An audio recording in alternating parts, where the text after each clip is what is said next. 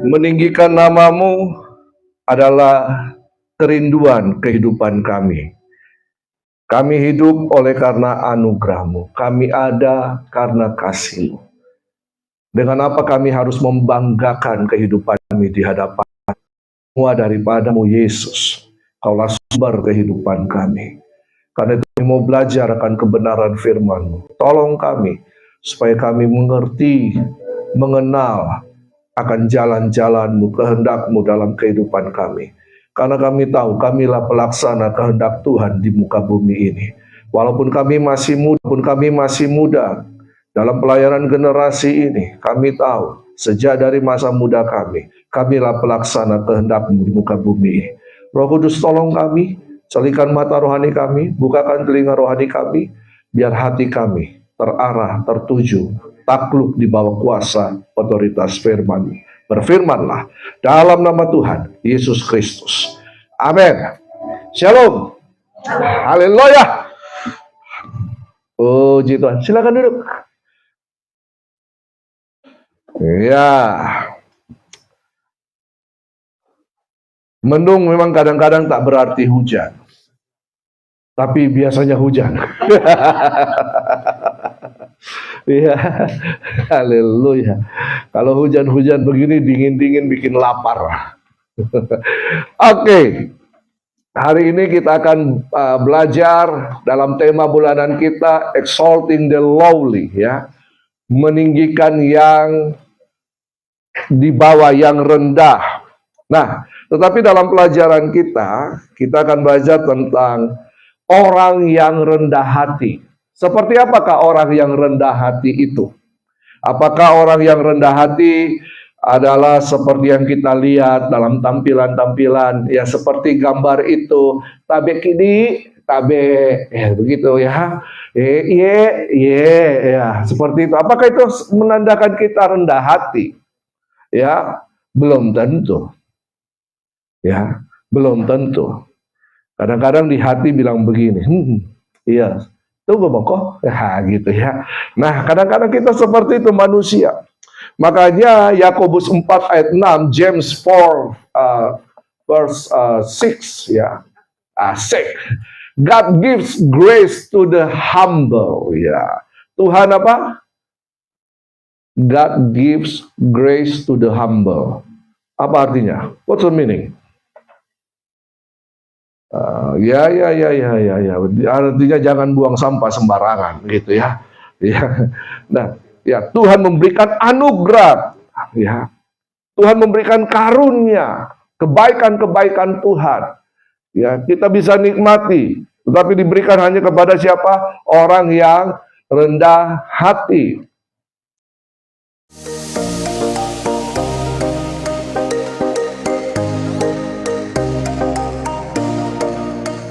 Jadi, menjadi orang yang rendah hati itu sangat penting. Mari kita belajar sejak masa muda kita untuk menjadi orang yang rendah hati. Kita bisa berprestasi, ya, betul kan? Kita bisa ahli dalam berbagai hal. Tetapi firman Tuhan katakan hanya orang yang rendah hati itu yang akan berdiri di hadapan raja-raja. Mereka akan menyatakan banyak hal, ya. Nah, karena itu sejak dari masa muda kita, mari kita belajar untuk menjadi rendah hati. Apa saja karakteristik orang yang rendah hati? Sederhana, ya. Yang pertama, karena waktu saya singkat, tidak bisa panjang-panjang, ya. Maksimal berapa? 20 menit? 25 menit? 2 jam. Haleluya. Yang pertama adalah ini karakteristik orang yang rendah hati adalah orang yang selalu bertobat. Kita bertobat terhadap dosa-dosa kita. Kita percaya Tuhan Yesus pulihkan, amin. Tuhan Yesus ampuni kehidupan kita. Tapi ada kalanya begini, ya, ada kalanya kita merasa sombong dalam hati kita. Begitu dia. Skillnya cuma begitu. Main keyboardnya cuma begitu. Itu aja akord-akordnya. Fingeringnya cuman itu saja. Ya, cuman itu. Gaya mainnya cuman itu. Memang gaya main gamenya cuman begitu. Aduh, kacuping. Gitu ya, dalam hati. Berarti kita sudah meninggikan diri secara tidak sadar. Kadang-kadang juga kita melakukan kesalahan. Betul kan? Siapa di sini yang tidak pernah berbuat salah? Ada? Sudah melakukan kesalahan, ditegur, berdebat. Ada? Banyak. Adakah di antara kita malaikat yang sempurna? Malaikat saja jatuh dari dosa. Toh? Betul kan? Dalam dosa. Tidak ada manusia yang sempurna. Tapi ketika kita tahu kita salah, lalu kemudian kita berargumentasi mempertahankan kesalahan kita, berarti kita sombong. Katakan kiri kanan, sombong. Dengar baik-baik, sombong. Somse, dulu ada istilahnya somse. Itu Bapak Aldi mungkin tahu itu ya. Sombong sekali, somse ya. Nah, karena itu dalam kehidupan kita ini selalu harus bertobat. Kalau kita salah, kita mengaku dosa di hadapan Tuhan, kita bertobat. Kalau kita salah terhadap orang lain, minta ampun, bertobat. Salah, bertobat. Ini namanya ada roh pertobatan. Orang yang rendah hati tahu kesalahannya. Atau orang yang rendah hati, kalau dikasih tahu, dia dengar. Karena itu, nah ini perlu apa? Perubahan paradigma. Apa itu paradigma? Apa paradigma? Pemikiran. Coba kita lihat Roma 12. Ayat ini sering sekali. Roma 12. Roma pasal 12. Ayat yang kedua. Janganlah kamu menjadi serupa dengan dunia ini, tetapi berubahlah oleh pembaharuan budimu, sehingga kamu dapat membedakan manakah kehendak Allah, apa yang baik dan yang berkenan kepada Allah dan yang sempurna. Jangan kamu menjadi serupa dengan dunia ini. Ada apa dengan dunia? Dunia selalu mempertahankan ego. Ego selalu berkaitan dengan tidak mau merendahkan diri. Ya, berapa banyak persahabatan hancur karena ego, mempertahankan pendapat padahal mungkin pendapatnya salah. Salah satu, ya. Atau ditegur tidak mau dengar. Ya. Adu argumen. Nah, dikatakan apa?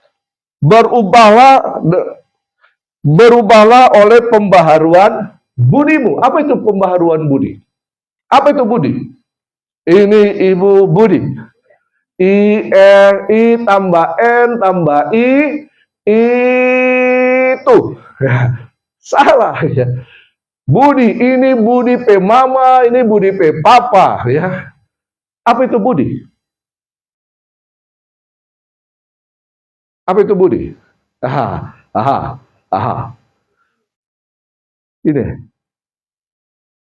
pola pikir, akal budi, akal pikiran, berubah paradigma pikiran kita, karena kita hanya melakukan apa yang tergambar dalam pikiran kita. Contoh, enaknya itu tadi saya makan tuh rujak.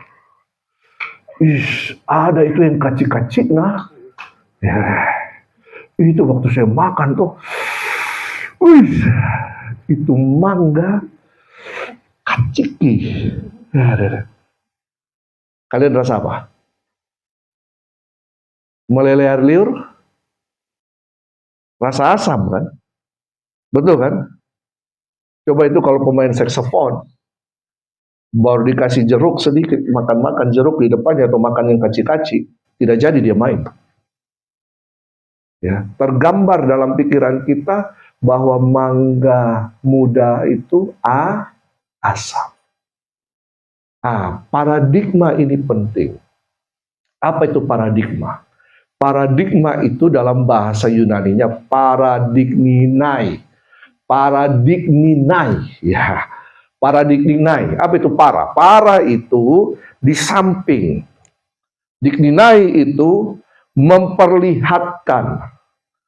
Ya, jadi ada di samping untuk menunjukkan. Ya, jadi ada di samping untuk menyatakan sebuah gambaran sehingga kita bisa melihat bahwa ada gambaran. Apa itu? Kita bisa melihat karena seseorang ada di samping kita dan kita bisa menirunya karena kita melihat. Kenapa kita melakukan sesuatu? Karena pasti kita meniru sesuatu yang dilakukan. Betul tak? Kenapa anak bayi bisa misalnya ambil sendok lalu kemudian bisa disuap? Karena dia melihat ada orang yang menunjukkan kepada dia. Siapa? Orang tua. Sedangkan binatang saja bisa dilatih, betul kan? Perubahan paradigma artinya perubahan cara berpikir. Cara berpikir kita yang lama harus berubah. Hal-hal yang tidak benar harus diubah, jangan dipertahankan. Memang saya sudah begini. Jadi mau apa? Saya dulu begitu. Saya tidak bisa berubah. Saya orang yang keras. Saya sudah begini. Kalau saya katakan ya padahal salah. Harus berubah. Orang yang rendah hati harus mau berubah. Caranya apa? Berubah oleh pola pikir kita. Siapa yang harus kita ikuti? Ada keteladanan. Ada orang-orang yang kita teladani. Tapi lebih penting adalah meneladani Yesus Kristus, Tuhan dan Raja kita. Itu sangat penting. Sehingga ketika pola pikir kita berubah, ya, dulu misalnya kita suka buang sampah sembarangan. Ya, lalu kemudian diberitahu, dikasih informasi, diajar. Akhirnya kita tidak buang sampah sembarangan. Ya, dan banyak hal. Ada anak-anak muda yang suka makan glam itu permen karet. Habis itu taruh di bawah kursi. Sah. Ya, itu salah satu hal ya yang sangat mengganggu. Ya. Nah, ketika dikasih tahu, dinasehati, berubah, puji Tuhan. Itu namanya perubahan pola pikir, perubahan apa? Mentalitas. Ya, itu perubahan mentalitas. Mental yang buruk berubah menjadi baik. Ya, karena menerima sesuatu yang baik. Kita harus mempunyai pola pikir yang terbuka untuk menerima hal-hal yang baik, masukan-masukan yang baik. Nah, tapi ini juga dibentuk oleh apa? Lingkungan. Dibentuk juga oleh pengajaran di keluarga. Ya. Dibentuk apa? Karena ada anak-anak suka iri karena dia lihat orang tuanya juga suka iri. Ya. Bisa jadi. Ya, pendendam, pemarah, semuanya. Saya dulu sangat pemarah.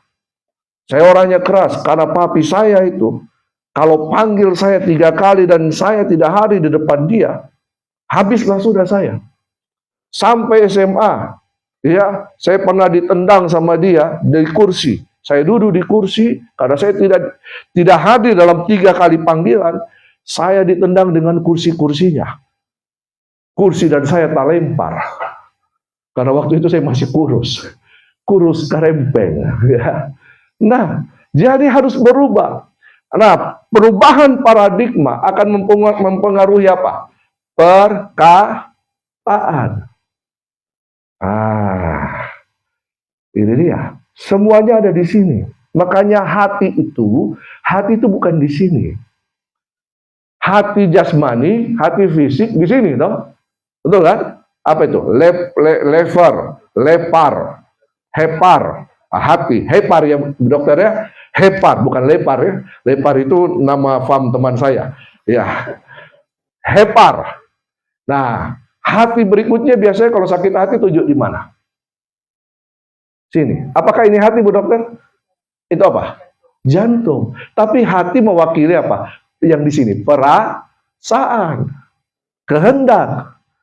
Tapi ada yang namanya satu, hati pikiran. Di mana itu hati pikiran? Di sini. Ini yang sangat penting. Kalau ini berubah, dari yang buruk berubah jadi baik, maka seluruh kehidupan kita akan jadi baik.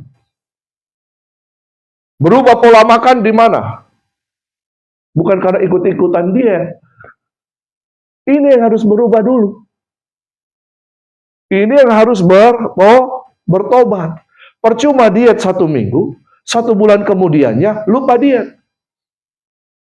Karena yang ada di sini makan enak, makan sedap, makan enak. Percuma. Ya. Nah, perkataan. Kalau ini berubah, ini akan mempengaruhi perkataan kita. Ada orang yang suka berkata negatif karena pikirannya negatif. Harus bertobat. Bertobat apa? Berubah.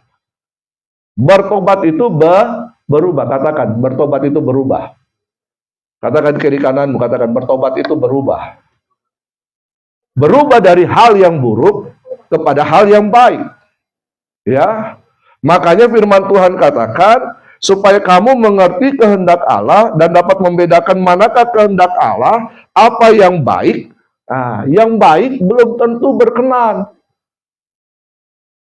Berkenan pun belum tentu sempurna. Tujuan kita apa? Sempurna. Menjadi sama seperti Yesus. Yesus teladan kita. Kalau pikiran kita berubah, maka tindakan kita pun berubah. Ada ayat-ayatnya di situ.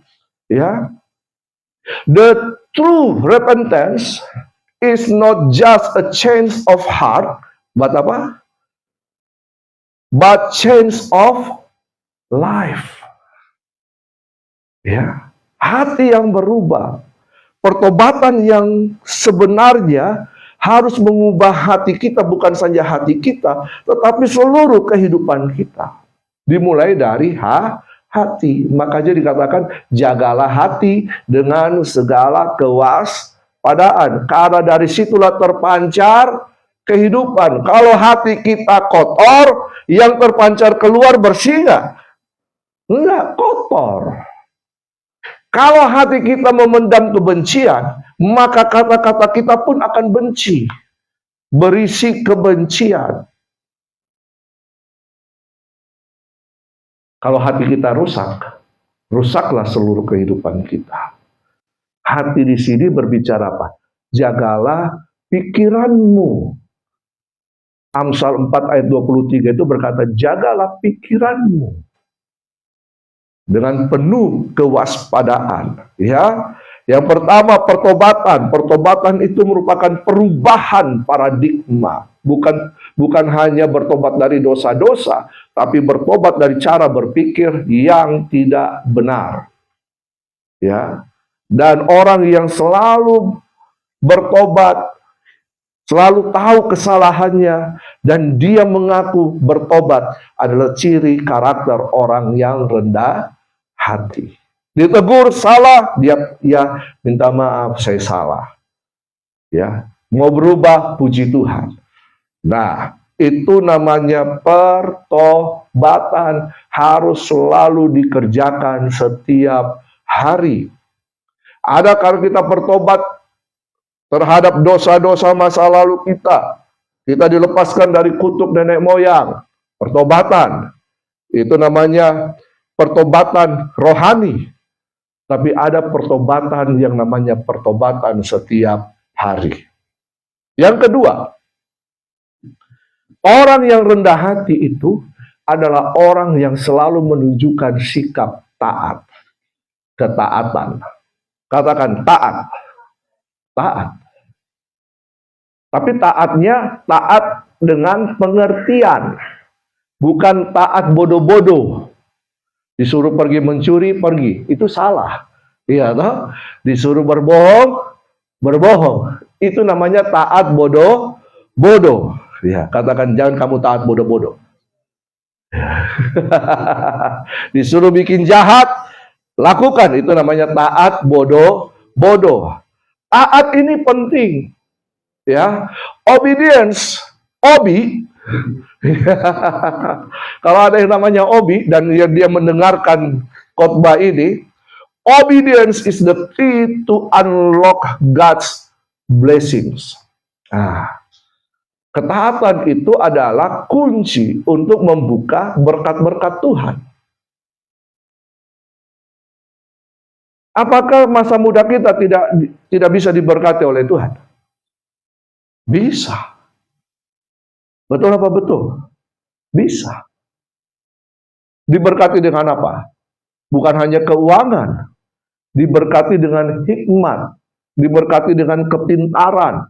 Diberkati dengan talenta. Diberkati dengan kreativitas. Ada banyak hal.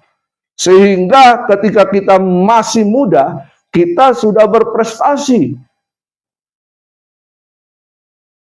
Betul kan? Bukan berprestasi ganti-gonta-ganti pacaran. Prestasi juga. Ya. 1 minggu dengan si A putus. Ya. 1 bulan dengan si B putus. Jadi sepanjang usia kita masih muda, mungkin sudah ada 20-30 kali kita pacaran. Putus nyambung. Itu namanya bukan prestasi yang positif. Ya, ada di sini putus nyambung. Ada. Bertobatlah. Bertobat. Atau jadi piala bergilir, itu hati-hati.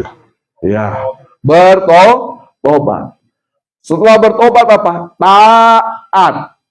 Taat kepada siapa? Kepada Tuhan. Ini sangat penting. Tuhan tidak kelihatan, iya. Tapi kita harus taat kepada Dia. Tidak ada Tuhan. Bisa berbuat dosa? Tuhan tidak lihat. Siapa bilang? Ya, siapa bilang Tuhan tidak lihat? Tuhan lihat kita. Mata Tuhan itu tertuju kepada anak-anaknya. Dia tahu kehidupan kita. Bahkan sampai kedalaman hati kita. Dia tahu. Tidak ada yang tersembunyi di hadapan Tuhan. Taat kepada Tuhan. Yohanes 14 ayat 23. Coba baca di situ. Yohanes 14 ayat 23. Jawab Yesus, jika seorang mengasihi aku, ia akan menuruti firman-Ku dan Bapa-Ku akan mengasihi dia, dan kami akan datang kepadanya dan diam bersama-sama dengan dia. Dikatakan situ, jika kamu mengasihi aku, siapa di sini mengasihi Tuhan? Bagaimana cara kita menunjukkan kasih kita kepada Tuhan? Dengan taat. Taat kepada siapa? Kepada firman Tuhan. Karena itu jangan lalaikan baca firman Tuhan. Jangan sepelekan dengar firman Tuhan. Ini sangat penting. Karena firman Tuhan itu pelita bagi kaki kita. Dan terang bagi jalan kita. Kita tidak tahu jalan ke depan. Gelap. Ya, karena pada waktu itu Mama Lauren belum melihat yang di depan. Ya, bukan Mama Lauren, bukan Lauren ini, bukan. Dulu ada itu si Pacini itu, ya Mama Lauren itu ya. Dia bilang nanti sampai tahun 2000 saya masih bisa melihat ini ada artis ini yang meninggal, ada orang-orang terkenal. Tapi setelah itu saya tidak bisa melihat dia karena dia meninggal. Ya, bukan itu. Ya, taat kepada firman Tuhan, lakukan firman Tuhan. Ya, apa yang dikatakan firman Tuhan, lakukan. Kadang-kadang kita menyepelekan. TikTok itu banyak menyepelekan firman Tuhan. Betul ya? Misalnya ini saya harus mengajar kalian karena dari kecil saya sudah diajar ini tentang memberi persembahan, tentang memberi perpuluhan. Firman Tuhan katakan perpuluhan itu penting. Bukan untuk memperkaya gereja, tapi kalau di TikTok untuk memperkaya pendeta dan sebagainya.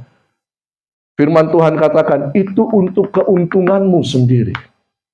Dari sejak kecil, dari sejak muda kita mulai menabur, mengambil 10%. Itu ada dalam firman Tuhan. Saya tidak, nanti kapan-kapan kita akan bahas itu. Mulai, tapi kan saya belum punya gaji. Siapa di sini yang sudah dapat upah gaji? Puji Tuhan, 10% untuk Tuhan. Ya, jangan lalaikan itu. Ini sangat penting. Itu merupakan investasi taburan kita. Bukan untuk memperkaya siapapun, tapi itu untuk keuntungan saya, untuk keuntungan kalian. Nah, tidak perlu bayar perpuluhan. Siapa bilang? Alkitab tidak pernah menghapus. Oh, di Israel sudah tidak ada. Iya, karena mereka tidak punya apa? Bait suci. Kalau ada bait suci, perpuluhan pasti akan ke sana. Persembahan khusus, semua akan ke sana. Kita, TikTok itu mengubah kita. Itu hanya soal kecil. Kasihi sesamamu manusia. Berkati dan sebagainya. Percuma gitu.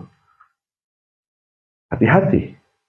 Jangan sampai kita disesatkan. Kita tidak mengalami anugerah Tuhan dalam kehidupan kita.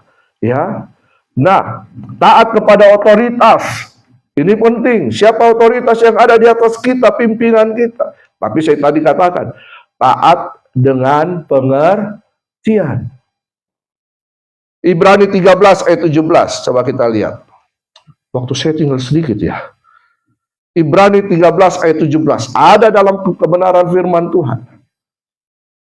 Taatilah pemimpin-pemimpinmu dan tunduklah kepada mereka, sebab mereka berjaga-jaga atas jiwamu sebagai orang-orang yang harus bertanggung jawab atasnya. Dengan jalan itu mereka akan melakukannya dengan gembira, bukan dengan keluh kesah, sebab hal itu tidak akan membawa keuntungan bagimu. Ini dia. Mungkin saja ini berkata, saya mau taat sama pemimpin saya, kalau dia baik-baik dengan saya. Kalau dia suka traktir. Tapi firman Tuhan katakan, dia berjaga-jaga atas jiwamu. Saya tidak mau taat sama, saya mau taat sama dia, walaupun dia bukan pemimpin saya. Tidak demikian. Alkitab bilang, taatilah pemimpinmu. Sejak dari masa muda kita belajar untuk hidup dalam otoritas yang ditetapkan. Covering otoritas yang ditetapkan. Rumah itu punya atap. Atap itu berbicara tentang covering. Betul kan? Keluar dari covering, keluar dari atap, hujan basah. Panas, dapat keringatan, kepanasan. Taat kepada otoritas. Ketaatan ini menunjukkan kita ini rendah hati. Ini sikap. Ya, ini sikap. Siapapun pemimpin kita. Orang yang berjaga-jaga atas jiwa kita. Atas kehidupan kita. Mereka tidak perlu dibayar. Betul kan? Kalian tidak perlu membayar mereka untuk jaga-jaga saya. Mereka bukan bodyguard. Tapi mereka berjaga-jaga dalam pengajaran, dalam doa, supaya semua tetap terpelihara dengan baik. Yang ketiga, yang terakhir. Tadi yang pertama apa? Pertobatan. Yang kedua, ketaatan. Yang ketiga, kesetiaan. Kenapa hilang ya? Oh ya, kesetiaan, setia. Dulu ada lagu Pantekosta bilang begini, nyanyi begini. Setia, setialah, setia sampai kapan? Sampai mati. Ya, yang dari Pentakosta itu aliran itu. Kita aliran Pentakosta karismatik ya, jangan salah. Nah, setia kepada siapa? Kepada Tuhan. Ya, Wahyu 2 ayat 10 nanti baca di rumah. Setia untuk melakukan firman Tuhan, ini penting. Setia melakukan firman Tuhan itulah dasar kehidupan kita. Jangan lalai. Ya, jangan lalai untuk memperkatakan, jangan lalai untuk melakukan. Setia apa lagi? Setia melayani. Melayani itu bukan supaya bisa tampil. Melayani itu wujud kasih kita kepada Sang Raja dan juga kepada sesama. Ya, itu wujud kasih. Jadi semua kita harus melayani. Dalam hal apapun, bukan hanya di mimbar. Melayani. Ini penting. Ya, di rumah juga kita harus belajar melayani. Melayani keluarga. Cuci piring itu termasuk melayani. Sapu-sapu rumah termasuk melayani. Jangan pikir melayani cuma di sini. Berdoa untuk temanmu itu juga melayani. Halo? Membersihkan tempat tidur juga melayani. Siapa di sini suka cuci kamar mandi? Ada? Halo? Itu urusan Fampo itu, bukan saya. Saya sampai hari ini, saya cuci kloset, saya sikat kamar mandi, cuci piring, ngepel. Lakukan. Itu wujud pelayanan, bukan untuk dilihat. Tapi itu wujud kasih kita.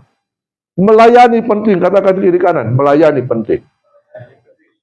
Kalau kita punya moto All Saints Rise, ASA. Gereja ini punya moto apa? All Saints Rise. Apa itu?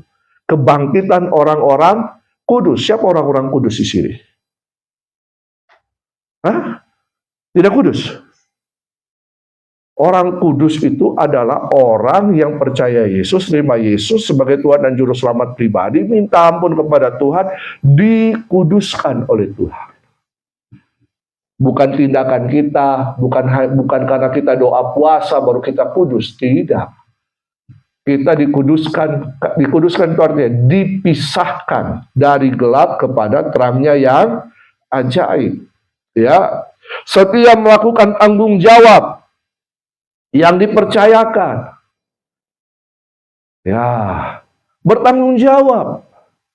Sejak dari masa muda bertanggung jawab. Ini bentuk kerendah hatian kita.